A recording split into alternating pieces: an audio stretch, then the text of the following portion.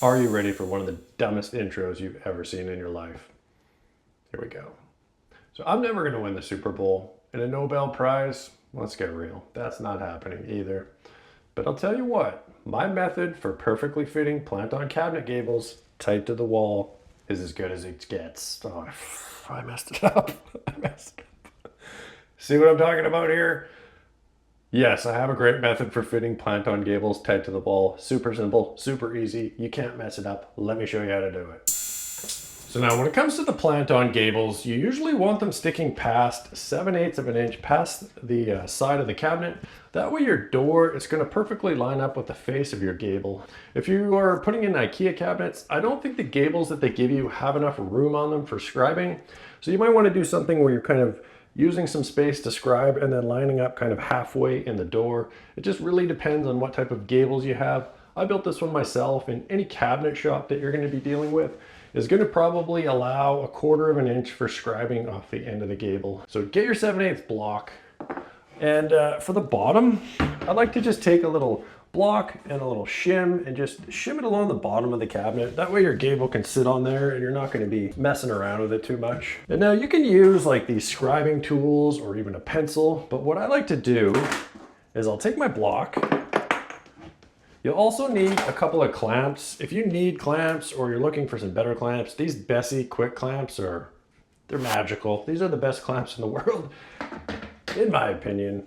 So get that on the block there. And then what you want to do is take another block that's like 1/4 inch, 3/16. It doesn't really matter what size this block is. So take both the blocks and then just start at the bottom.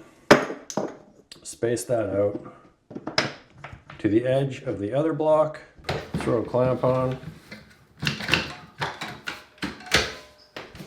Then you want to space the top out the same. Once you got that thing secured on there, just double check it. Sometimes it shifts around a little bit. So now that is perfectly parallel to the cabinet case, and you're spaced out the width of this block. So if you subtract this width, you're going to be left with your perfect 7/8 that's going to cover your door.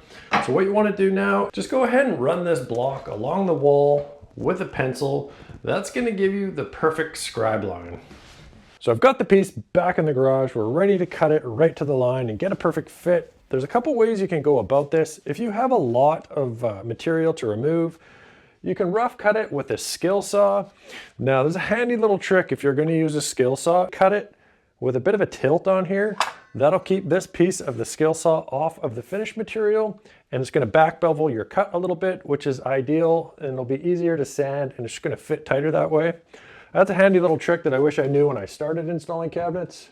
And then to get it sanded up to the line, I usually use the Festool Raz with some 24 grit sandpaper on here. This will remove material very rapidly, so I'm not going to bother with the skill saw. If you don't have one of these, you can use a belt sander is probably your next best option with some coarse sandpaper. The real key for this kind of a thing is to be sanding down so that you're not going to chip the finish. You don't want to be sanding even sideways or up. That's the worst case scenario. And right before we get rolling here, also mention that whenever I'm sanding some type of a scribe fit like this, I always put a little bit of a back bevel on it. That way you're going to get a nicer fit.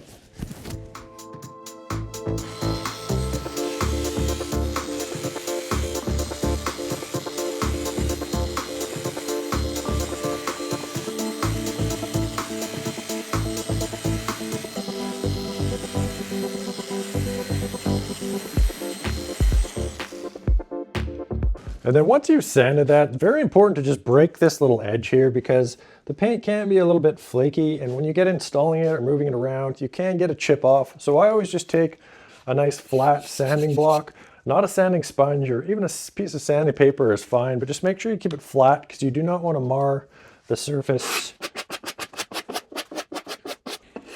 So it's just a very light little sand here, just so that the edge is not going to want to chip off.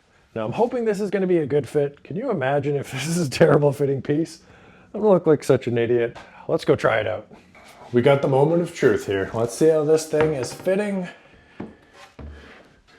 Another legendary fit. Clamp that up. Now to install these gables, I like to use 4" and 1/8 screws. That way you're not going to poke out the other side. And I always like to countersink from the inside. It just makes a neater job. Then you can put a little white fast cap sticker over the screw head. And hey, if you want to see my all-time best table saw tip, check out this video right over here.